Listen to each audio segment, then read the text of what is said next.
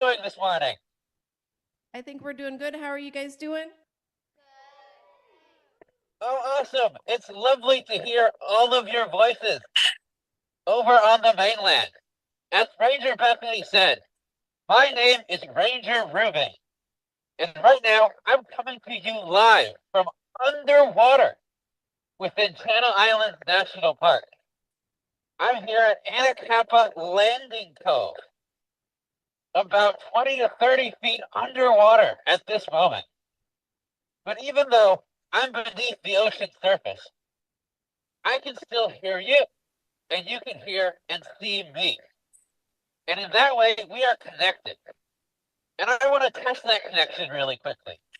Because you can see me, but behind the camera, showing you this footage, is a longtime volunteer, Vahagan, who has donated many hours to this program. So if you all want to join me on the count of three from Bethany and saying, thank you, Vahagan, I can hear you and we can test how connected we are. You want to try? All right, we are ready. 1, 2, 3. Awesome. And Vahagan's giving some applause from under the camera here as well.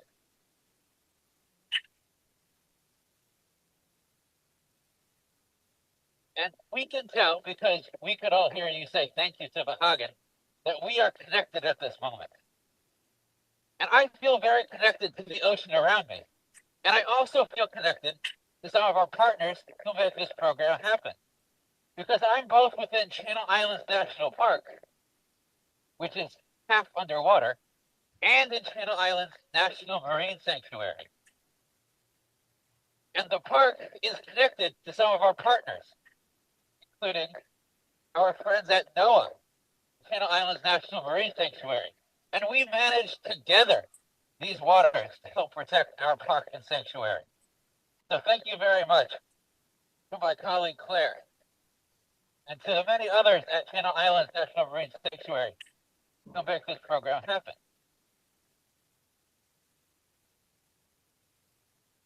And this is a very special program to occur because right now I'm coming to you live, not just underwater, but from an underwater forest. And I wonder, from inside of this forest, how connected we all are to our marine environment, to the forest around me. So together, let's try and investigate that connection. So I want you all to think on the mainland about the forest that you might have gone to growing up, or you might have seen. What's the first word that comes to mind when you think of a forest? What's the first word that comes to mind when you think of a forest? All right, we have an answer. Trees. Trees. Yeah, that's a great answer. I know I like walking through forests of trees back home on the mainland where I live. What else, Ranger Bethany? What else comes to mind to our students? All right, I'm looking for an answer. What else comes to mind, friends? All right, we have an answer here. Lots of plants. Oh, yeah, lots of plants for sure. So those are great answers. And on land, we have forests with lots of trees and plants. But underwater here at Channel Islands National Park, we have a very different kind of forest. It's called a kelp forest. And so let's investigate how our underwater forests of kelp might be different from those on land. Because kelp isn't actually a plant. Kelp is an algae.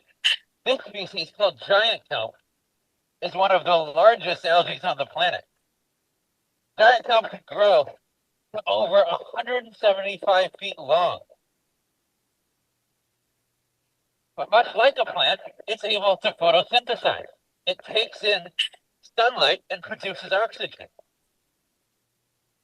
And it does that using these blades that you can see right here. The blades of giant kelp are a lot like the leaves of a tree. They help kelp photosynthesize. So in that way, kelp is very similar to a plant. But kelp is living in this harsh marine environment. You can't see it, but myself and Vahagan are getting blown back and forth a little bit from the surge. And so is the kelp. But luckily, kelp has these bendable, flexible stipes, which are kind of like the trunk of a tree, except they help the kelp move with the waves and the currents. They also have these little pneumatices, but I like to call them air pods, which are small gas-filled bladders that help the kelp rise towards the surface so it can get sunlight. I can't hear anything out of this air pod right now, but I know it's still doing its job by helping the kelp reach the surface for more sunlight to help photosynthesize. Now, our forests on land are connected to the ground around them with root systems. And here, in our underwater forest, kelp have something similar to roots too. You can see down at the base of this strand of kelp what's called a holdfast. The holdfast, as I'm being blown a bit by the surge here, is a lot like the roots of a tree. It anchors the kelp to the rocky ground below it, that the kelp stay in place and create these underwater forests.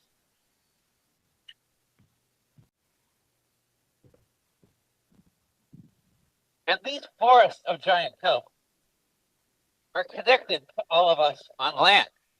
We talked about how I'm connected to you right now, but you're also connected to the forest that's around me, because giant kelp produces oxygen when it photosynthesizes.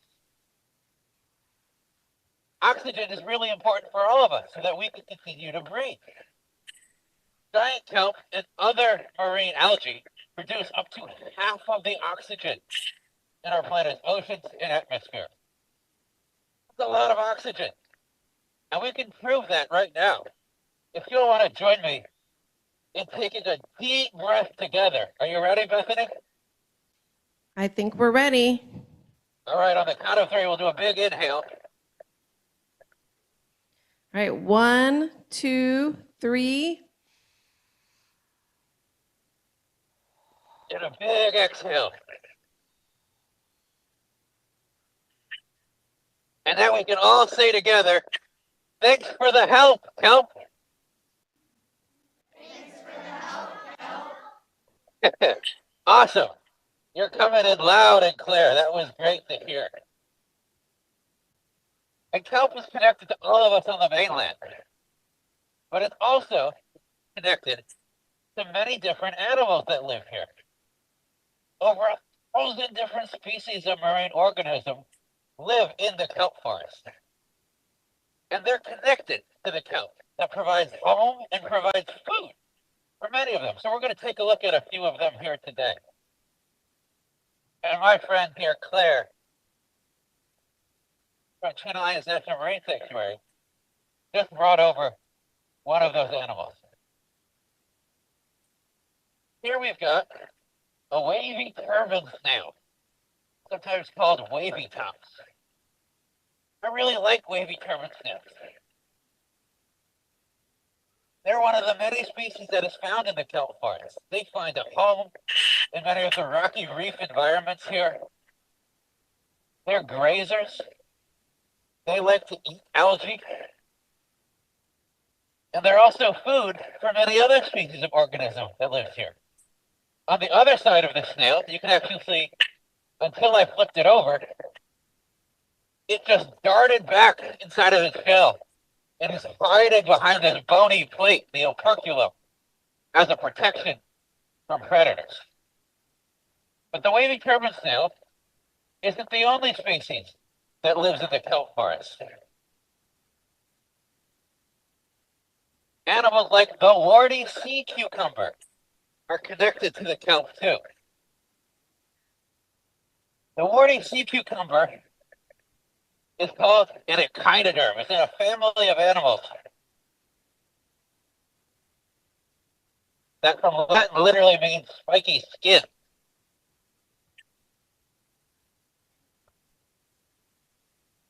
And the warty sea cucumber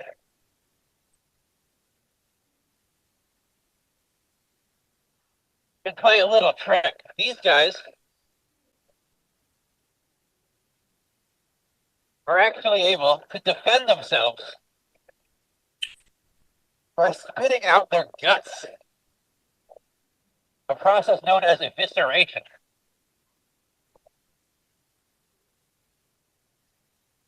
When a sea cucumber feels threatened by a predator,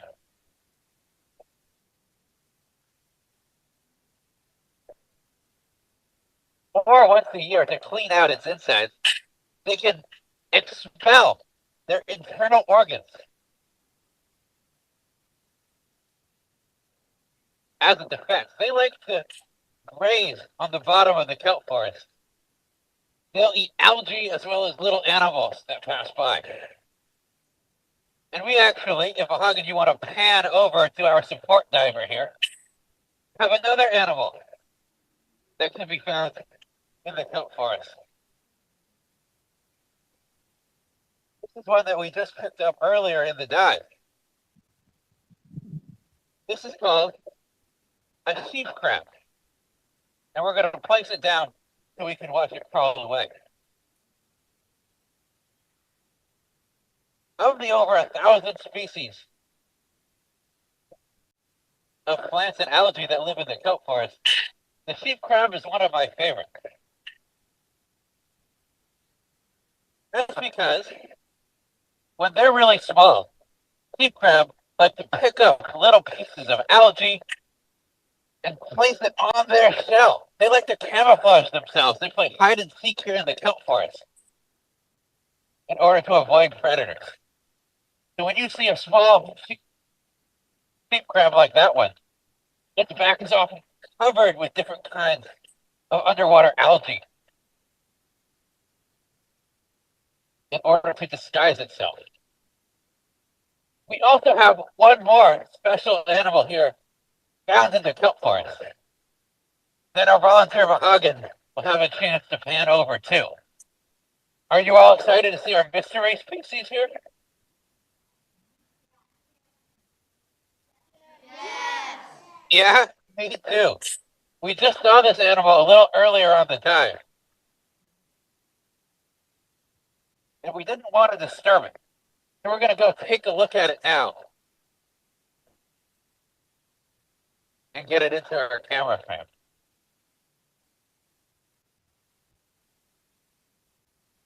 While we're heading that way, Bethany, do we have any questions from the audience so far about what we've learned in this program, about how we're connected to the kelp? All right, let me see.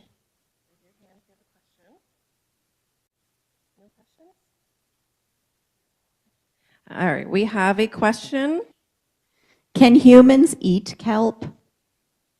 Oh, that's a really good question. Do humans eat kelp? The answer is yes. The kind of kelp that we humans eat most frequently, you won't find in the kelp forest of Anacapa Island. But even the giant kelp around me is edible to humans, especially if you dry it out. For many of us who have eaten sushi, the grain wrapping around our sushi is actually nori, or dried seaweed, sometimes made from kelp.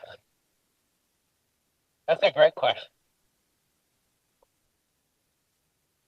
And now, my colleague Hagen is going to head over for a special surprise animal that we have right around the corner.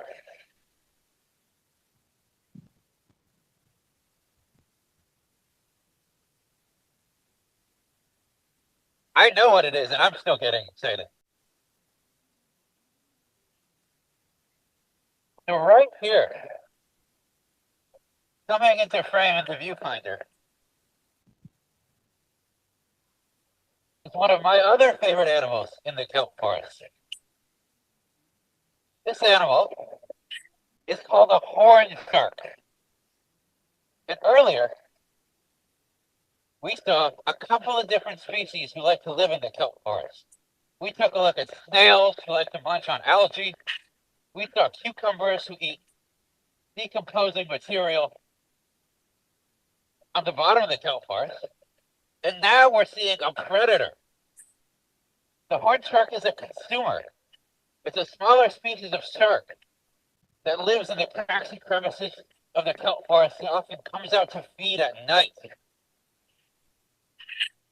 The horned shark does have a little spine that you can see near the top of its body here, which it uses to defend itself from even bigger predators. Make it so hard to swallow.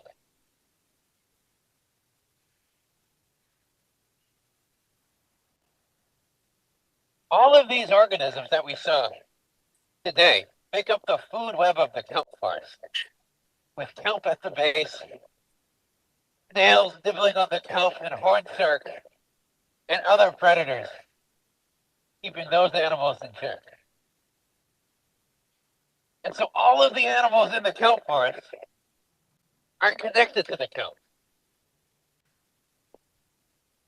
And we learned earlier about how the kelp is connected to us through the oxygen that it produces to help us breathe. But we are also connected to the kelp forest around us.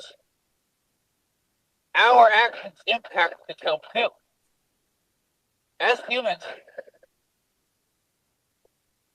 we like to eat many species that are found in the kelp forest, including the lobster and sheephead, who help keep kelp grazers in balance. They're predators who munch on some of the animals we saw earlier. If we eat too many of the predators, we lose our ability to control the animals that graze on the kelp. And our ecosystem can get out of balance. And animals like the purple urchin can munch through some of our kelp forest. Luckily, here at Channel Islands National Park, we have a team that actively monitors our kelp forest. They come back to the same sites in the park year after year and can tell how healthy our kelp forests are and check on how they're doing to see if action needs to be taken. And our kelp forest monitoring team is connected to the kelp as well.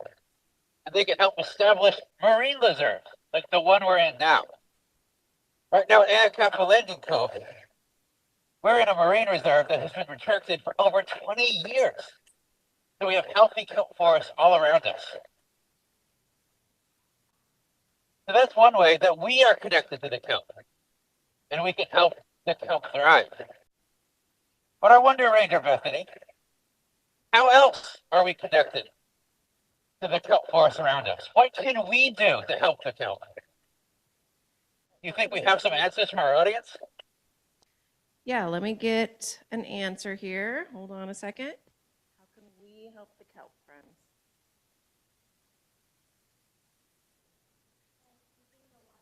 Okay. All right, we have an answer. Stop polluting the water.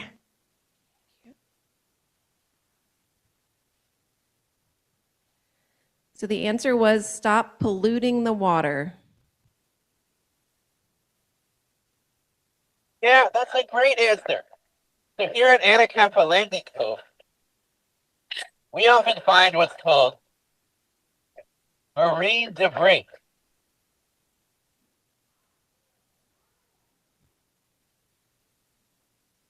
Or bits of trash that humans create that end up in our oceans. Now we can all do our part to help avoid polluting the ocean by reducing the amount of trash that we make, by reusing items we buy or make, and by making sure we're recycling everything we can, so that we can avoid contributing to marine debris. So that's a great answer to try and stop polluting our oceans. How else can we help the kelp?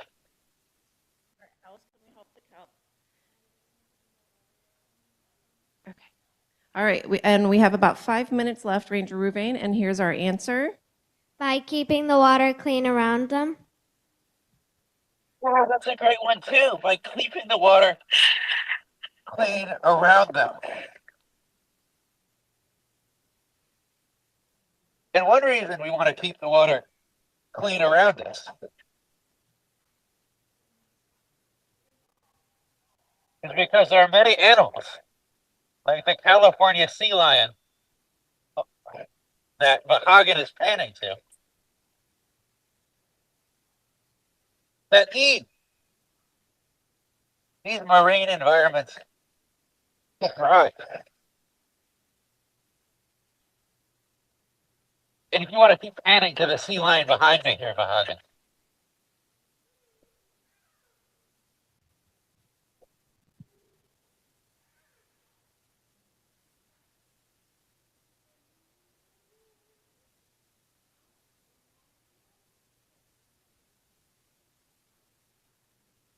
let's swim out of view.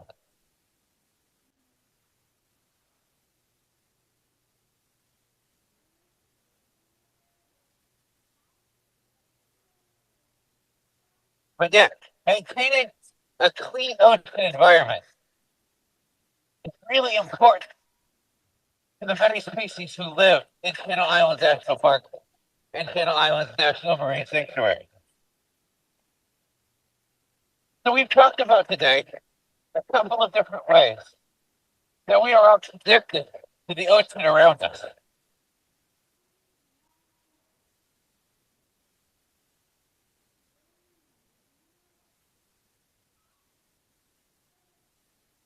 Talked about how we are connected to the kelp by establishing marine reserves to protect these species, how the kelp is connected to us by creating the oxygen we need to breathe.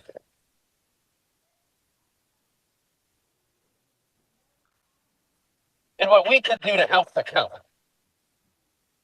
So as we sign off today, I want to say thank you to Ranger Bethany and to our auditorium crew for their help in connecting us to this program today. Do we all want to say a big thank you to Ranger Bethany as we sign off?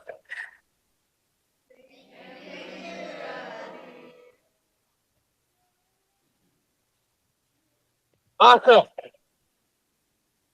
Thank you, Ranger All right. Ruvain. Can we say a big thank you to Ranger Ruvain, everyone?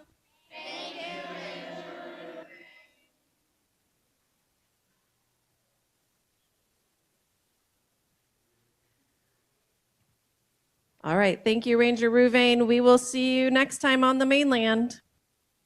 Sounds good, Bethany.